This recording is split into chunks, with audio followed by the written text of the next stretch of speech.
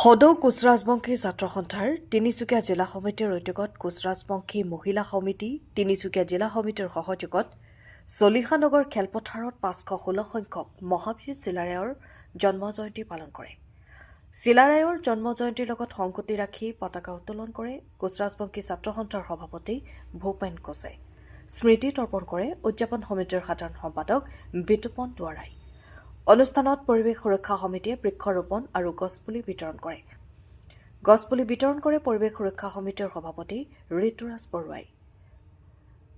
অজিত দত্তৰ সভাপতিত্বত এখন মুকলি সভা অনুষ্ঠিত হয়। মুকলি সভাৰ উদ্দেশ্য ব্যাখ্যা কৰে সাধাৰণ সম্পাদক পল্লৱজ্যোতি ৰাজবংশীয়ে। সভাত নিৰ্দিষ্ট বক্তা হিচাপে উপস্থিত থাকে তিনিচুকীয়া মহাবিদ্যালয়ৰ সহযোগী অধ্যাপক সৌৰভ বৰ্মন।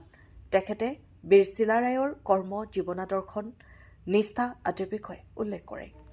এই সভাত মাকুম মহাবিদ্যালয়ৰ অধ্যক্ষ মালবিকা ভূঞা, শিক্ষক অমৃত ৰাজখোৱা, সাংবাদিক ৰূপম কাকতি, কোচৰাজবংশী ছাত্ৰ সন্থাৰ সহকাৰী সাধাৰণ সম্পাদক ধন দত্ত, মটক যুৱ ছাত্ৰ পৰিষদৰ উপদেষ্টা সত্য গোহাঁই, সমন্বয় সমাজ কল্যাণ যুৱ সন্থাৰ সম্পাদক হীৰ্ষজ্যোতি নেওগ, সাংবাদিক সন্তোষ ফুকন প্ৰমুখ্যে সংগঠনটোৰ কেন্দ্ৰীয় আৰু জিলা সমিতিৰ বিষয়ববীয়াসকল উপস্থিত থাকে।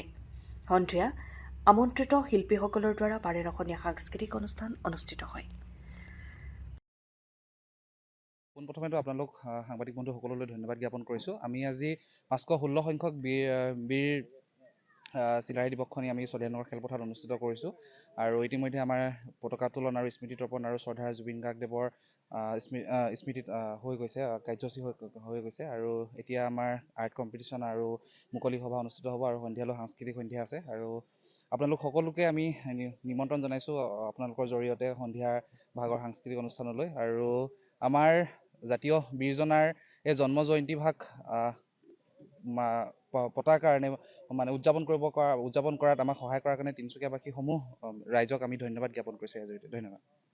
আচলতে আজি খুব সুন্দৰ এটা দিন, চিলাৰায়ৰ জন্ম জয়ন্তী যিহেতু নেকি আজি উদযাপন কৰিছে তিনিচুকীয়া জিলা সমিতি, লগতে কেন্দ্ৰীয় সমিতি আৰু তিনিচুকীয়াবাসী ৰাইজৰ সহযোগত।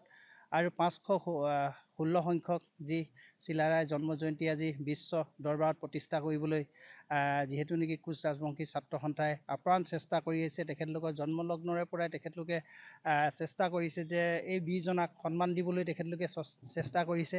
আৰু আজি এই তিনিচুকীয়াৰ এই স্থানত আজি সকলো ৰাইজ একত্ৰিত হৈ আজি কেইবাটাও কাৰ্যসূচী আমাৰ ইতিমধ্যে হৈছে। পতাকা উত্তোলন, স্মৃতি তৰ্পণ হৈ গৈছে। আৰু আমাৰ প্ৰাণৰ শিল্পী, শ্ৰদ্ধাৰ শিল্পী জুবিন গাৰ্গ ডাঙৰীয়াৰ স্মৃতিত তেখেতলোকে সকলোৱে মাল্যাৰ্পণ কৰিলে। আৰু বৰ্তমান প্ৰেক্ষাপটত আমি বীৰ বীৰাংগনাসকলক আমি অসমৰ লগতে ভাৰতবৰ্ষৰ বুকুত চিনাকি কৰি দিবলৈ বিভিন্ন জাতি জনগোষ্ঠীৰ দল সংগঠনসমূহে চিনাকি কৰি দিবলৈ আপ্ৰাণ চেষ্টা কৰি আহিছে। আৰু সেই মৰ্মে চৰকাৰেও ইয়াৰ ক্ষেত্ৰত গুৰুত্ব আৰোপ কৰা ভাল। আৰু পৰৱৰ্তী সময়ছোৱাত এই বীৰ বীৰাংগনাসকলৰ লগতে আমাৰ অসমত যিসকল শ্বহীদসকল আছে, শ্বহীদসকলৰ লগতো যাতে অসম চৰকাৰে বা কেন্দ্ৰীয় চৰকাৰে ইয়াৰ ওপৰত উচিত ব্যৱস্থা লৈ শ্বহীদসকলকো স্মৰণ দিয়ে, সন্মান দিয়ে শ্বহীদক। আৰু বীৰ বীৰাংগনাসকলৰ ক্ষেত্ৰত তেখেতলোকে এটা কথাই আজি এই স্থলীৰ পৰাই কৈছোঁ, অসম চৰকাৰে, কেন্দ্ৰীয় চৰকাৰে আমাৰ এই বীৰজনাক, বীৰ চিলাৰায় তেখেতক প্ৰতিষ্ঠা কৰিবলৈ অসমৰ বুকুত বা ভাৰতবৰ্ষৰ বুকুত স্থান দিবলৈ কেন্দ্ৰীয় চৰকাৰক আমি আজি এই স্থলীৰ পৰাই অনুৰোধ জনাইছোঁ।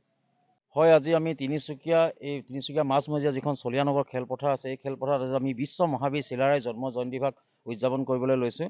আজি আমাৰ পুৱাৰ ভাগত আমাৰ পতাকা উত্তোলন কাৰ্যসূচী ইতিমধ্যে হৈ গৈছে, আমাৰ স্মৃতি তৰ্পণ হৈ গৈছে। আমাৰ শ্ৰদ্ধাৰ জুবিন গাৰ্গ ডাঙৰীয়াক আমি শ্ৰদ্ধাঞ্জলি জ্ঞাপন কৰিছোঁ। আৰু লগতে আমাৰ আজি এই মুকলি সভাখন আছে। এতিয়া বৰ্তমান আমাৰ আৰ্ট কম্পিটিশ্যনো আছে। আমাৰ সন্ধিয়ালৈ আমাৰ সাংস্কৃতিক সন্ধিয়াৰ অনুষ্ঠানো আছে। আমি চৰকাৰলৈ আহ্বান জনাইছোঁ যে বিশ্ব মহাবীৰ চিলাৰায় যি জন্ম জয়ন্তী ভাগ আমি উলহ মালহে প্ৰতিখন জিলাই আমি কেন্দ্ৰীয় সমিতিৰ ফালৰ পৰা এইবাৰ কৰা হৈছে। প্ৰতিখন জিলাত আমাৰ কৰা নিৰ্দেশ দিয়া হৈছে কেন্দ্ৰীয় সমিতিৰ তৰফৰ পৰা।